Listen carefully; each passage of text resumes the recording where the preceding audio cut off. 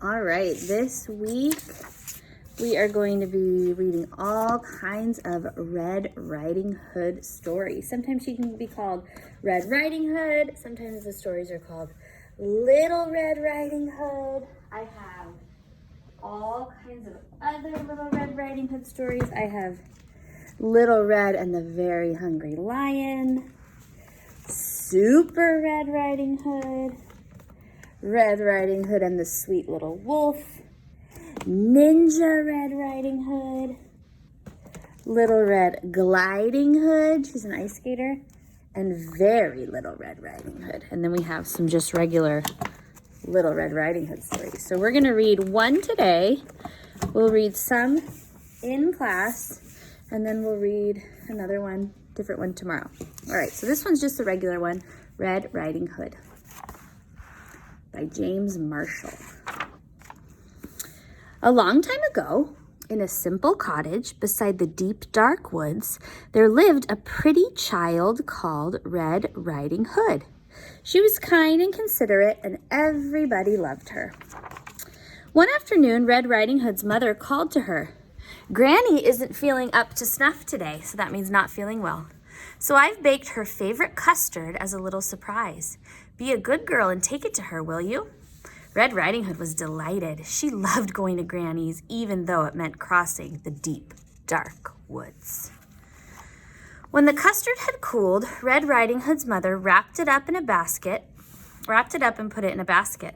Now, whatever you do, she said, go straight to Granny's. Do not tarry. That means do not get distracted and do other things. And do not speak to any strangers.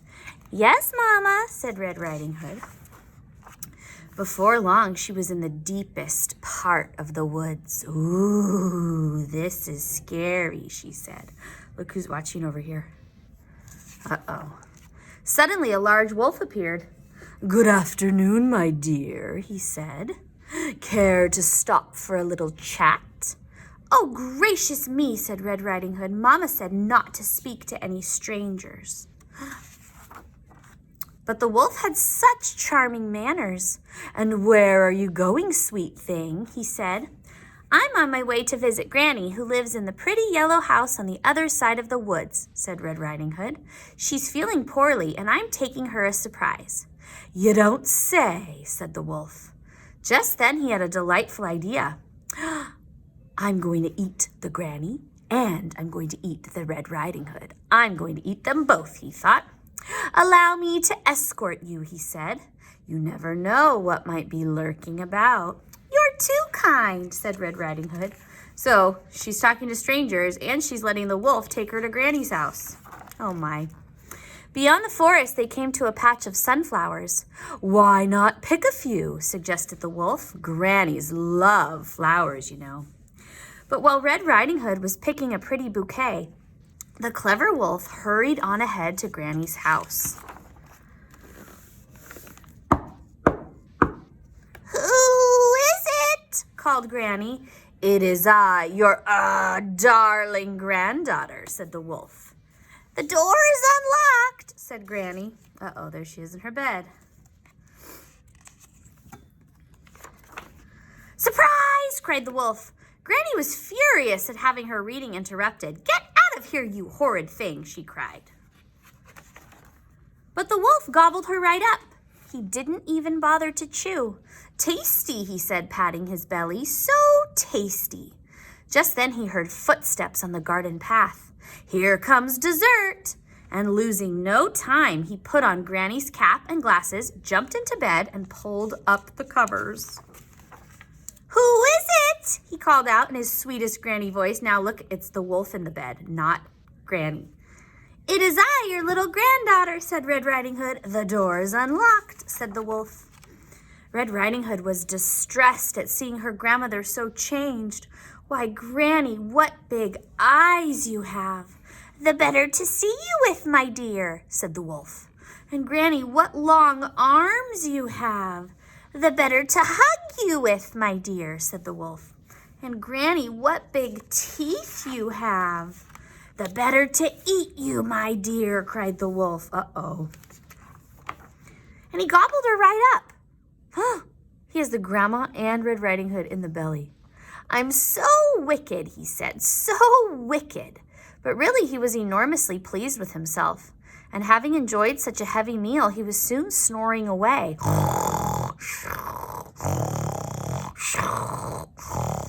A hunter was passing by, alarmed by the frightened racket. That doesn't sound like Granny, he said. And so the brave hunter jumped in the window, killed the sleeping wolf, and cut him open. Out jumped Granny and Red Riding Hood. Oh, we're ever so grateful, said Red Riding Hood. That wicked wolf won't trouble you again, said the hunter. It was so dark in there I couldn't read a word, said Granny. Red Riding Hood promised never, ever, ever to speak to another stranger, charming manners or not. And she never did. Look at the alligator's trying to talk to her now. Oh my. Okay, so we're gonna work on this page today. So we're gonna think about the parts of the story and who's in the story. So at the top, there's a spot for your name. You can write your name at the top. And then it says story elements, Little Red Riding Hood. So the characters are who's in the story, right? So of course we know that I'm just gonna draw their faces today. There's Red Riding Hood, and she's got some hair. And then she has on like a hood, right? You wear it when you go riding. Red Riding Hood. Just like a little triangle on her head. And then there's also, we know, the wolf. How do you make a wolf? Let's see. Pointy ears, eyes, a mouth, maybe a mean face. Do wolves have whiskers? Maybe. And then there's also grandmother, right? Let's see, what color hair did grandmother have? She has like white hair, but she was wearing a hat.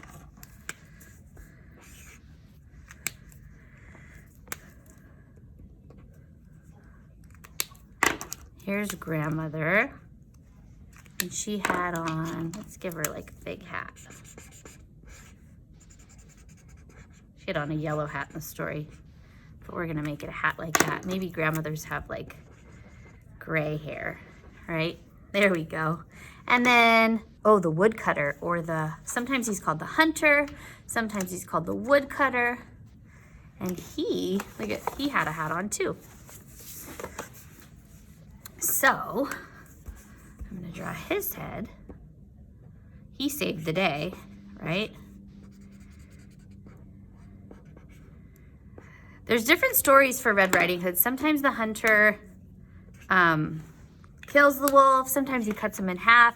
Sometimes one of them, they cut him in half and then they put stones in his belly. All right, this one over here is called the setting. Now the setting is where the story happens. So the story is mostly happening in the forest, right? In the woods, in grandmother's house. So I'm gonna show grandmother's house. And then the house is in the woods. So I'm gonna show the woods by showing lots of trees.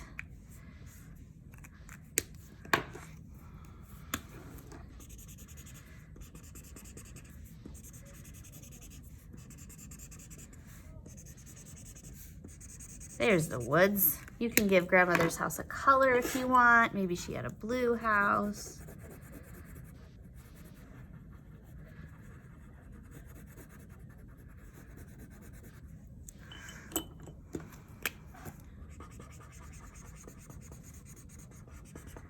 All right, when you're ready, at the bottom, we're gonna draw what happened in the beginning, what happened in the middle, and then what happened at the end. So in the beginning of the story, Red Riding Hood left to walk through the forest to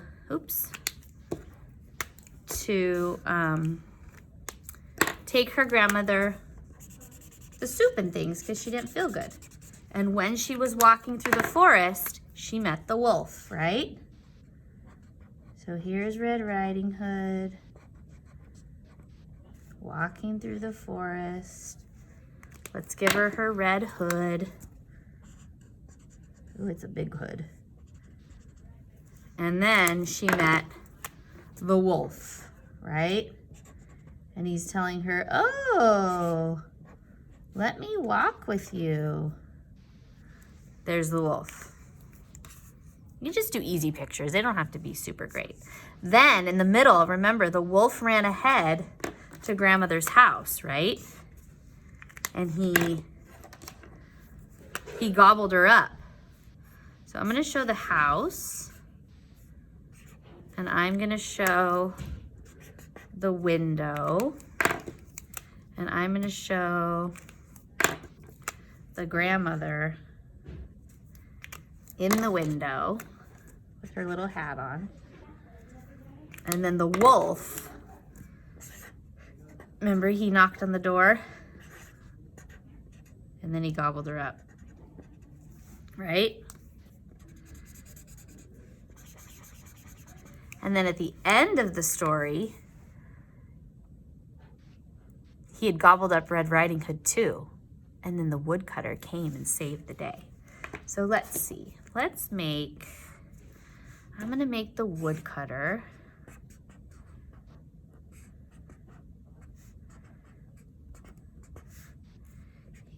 Sometimes he has like an axe in his hand.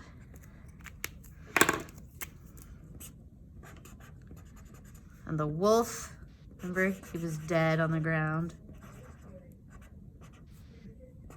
There's the wolf on the ground, and Red Riding Hood is out, and the grandmother is out.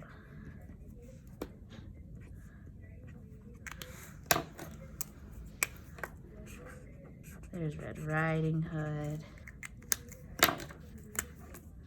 and there's the grandmother. Now it's kind of hard to draw all these little pictures in there. The boxes are pretty small, but do the best you can. Doesn't have to be perfect, okay? And then press pause if you need to.